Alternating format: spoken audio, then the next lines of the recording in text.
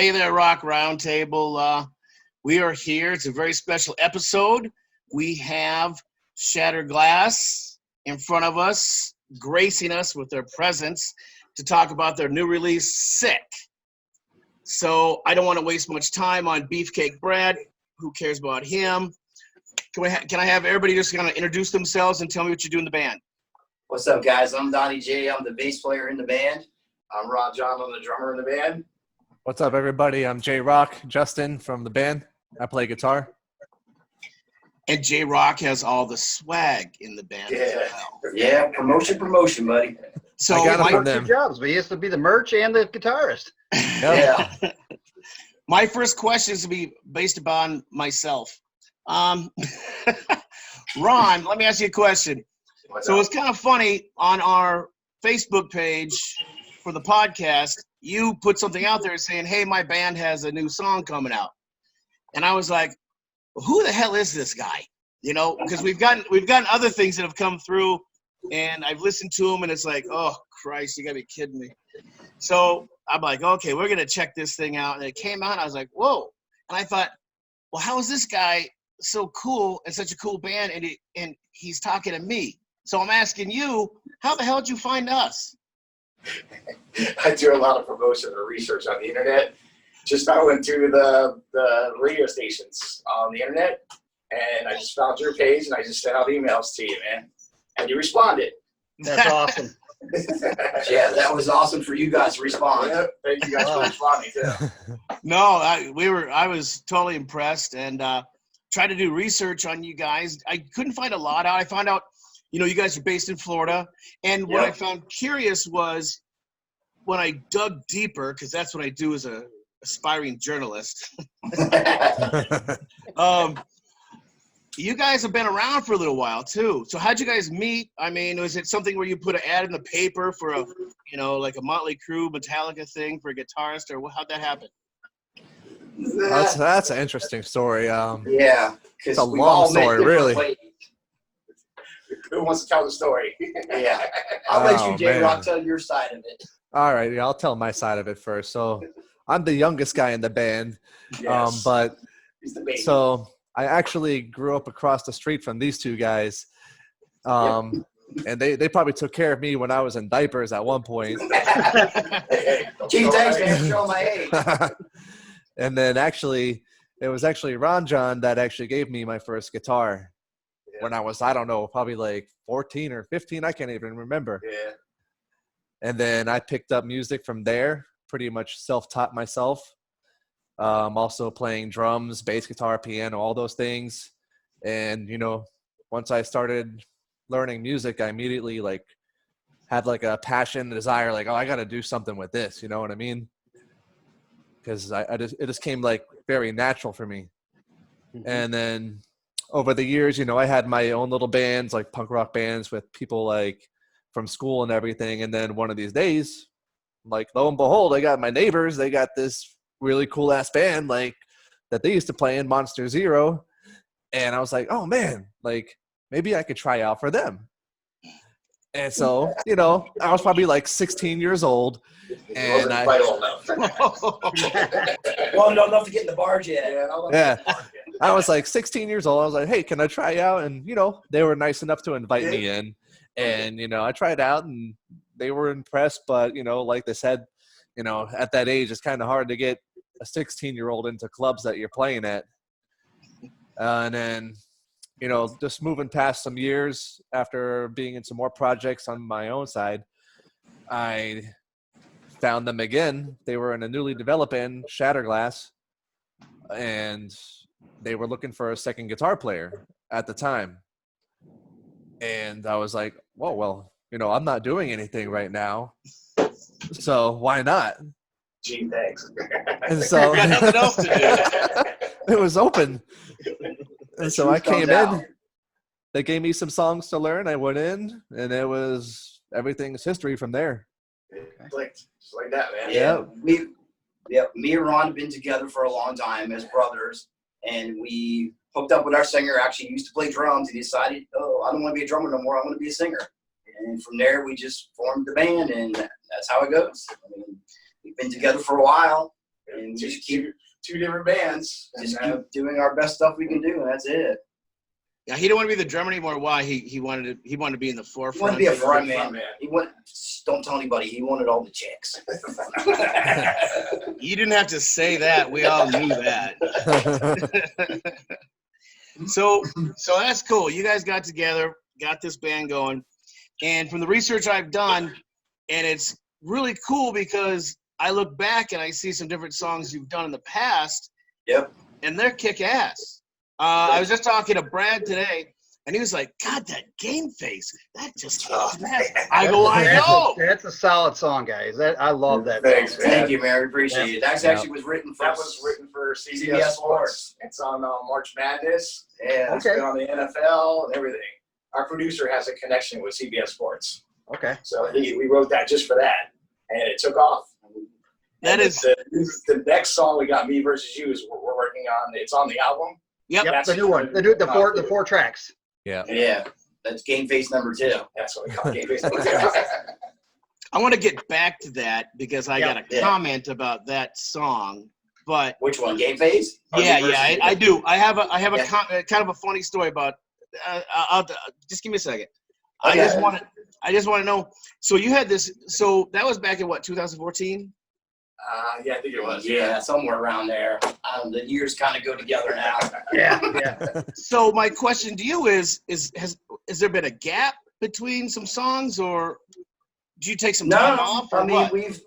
there has been a gap recording wise. That was a different guitar player. Yeah, different guitar player. He left. Yeah, He got left. married. He Yeah. left. Had a kid. Oh, he got married? Oh, Yeah. God. So we waited a while, and that's when we got J-Rock in the band. Sorry, We honey. had a couple of years off. We Yep. took a little break, and then we got J-Rock in the band. We started all up again. We tried another guitar player, which J Rock brought into. That the great guitar player, but didn't work out for us. And now J Rock's the only guitar player we have now. Because we used to be 2 guitar players. There can only be one. You must hang out with the singer a lot then, Jay. Yeah. That's kind of funny because I read that about Game Face was how that was actually used with the NFL as well, correct? Yes. Yes. So funny story at the machine shop up in Flint, Michigan, which he's got the hat on. Yeah, And all the posters. I was Yeah, I see that. we were there to see Dope, the rock band Dope, and Uh-huh. I actually, we have connections. So I was talking to Edsel, and I said to him, I said, you had this one song on ESPN when they're playing some NFL highlights, and you did a remake of the song Fame, right? Yeah. I'm gonna live forever. Hey, I know what Oh, song you're talking about. yeah. Yeah. yeah, that was horrible. I apologize. But hey, listen, you might have a job with us now. well, I can get on Zoom. Exactly. I told him, I said, man, that song was really cool. I love that. Where can I find that? He was like, you'll never find that anywhere. I hate that song. I was like, oh my God. So Wow. my first thought was, well, maybe he didn't make any money off of it or something. So I don't know, how does that work as far as like the compensation for something like that? We actually we get the royalties for ASCAP. Through ASCAP, that's Yeah. it. Yeah, actually, speaking of that, we got a royalty check this week. Well, it hasn't shown up in the bank account yet, but it's pending. It's a post-dated check? Yeah, but Direct deposit. direct deposit only. Well, hey guys, I don't know, Brad, if you got another question. I wanted to play their new video, Yeah, let's play it. the new release "Sick," which I gotta be honest with you, I've been playing constantly. So Yes, I know This that. is my favorite song on the whole album, dude. Yes, it that's my favorite is song. it is so good. So let's check it out, guys, and we'll discuss. We'll have some scones and some coffee afterwards. Okay.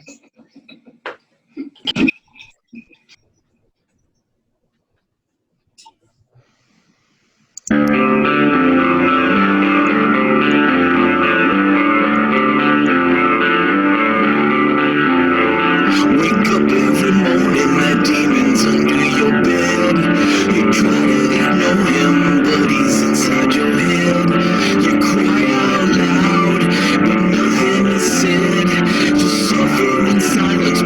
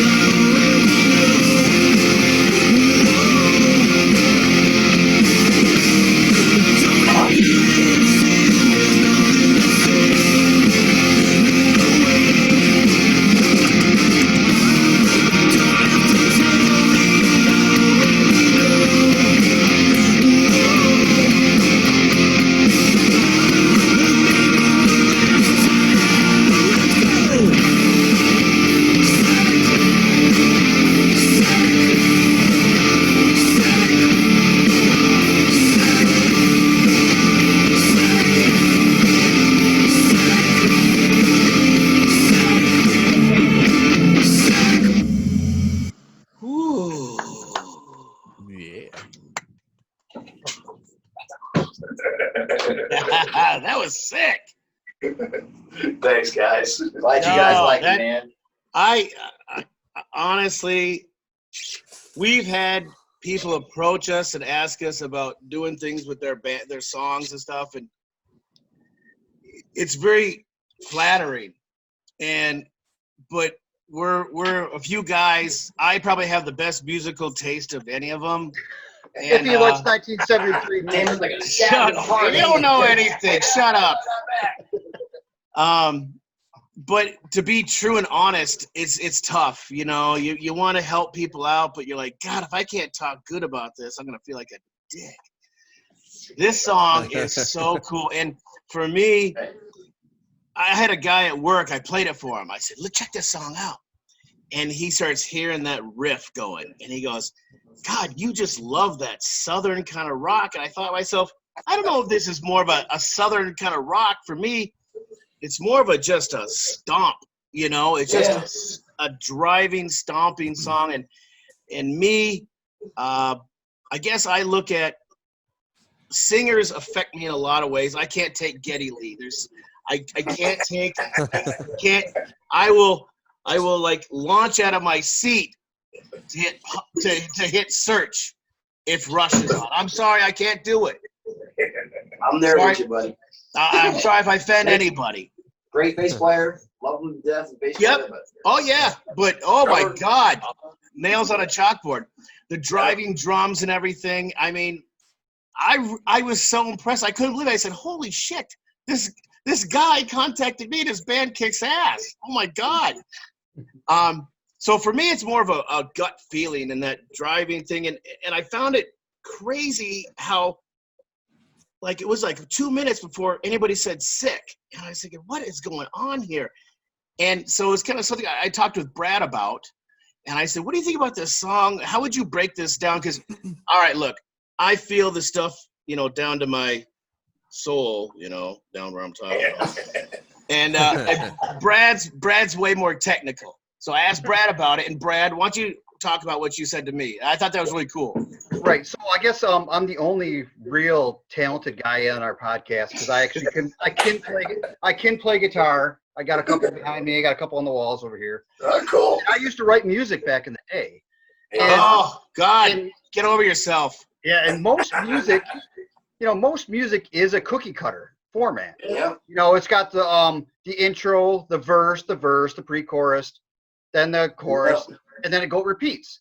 But what I found interesting about this song, Sick, is you have your intro, and then you have your verse, and then another verse, and another verse, and then you got a pre-chorus, then a chorus.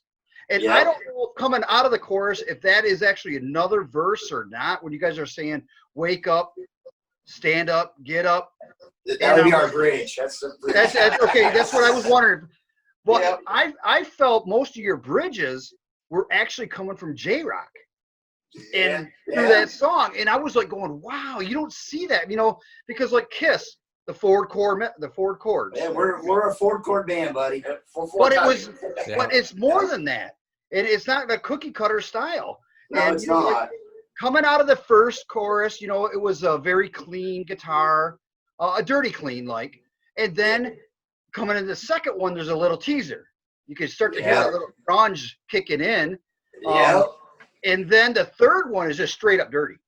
And I'm like, oh, I love it. And I see you got a Fender. I'm assuming that's a Fender in the back. Kind of looks like one.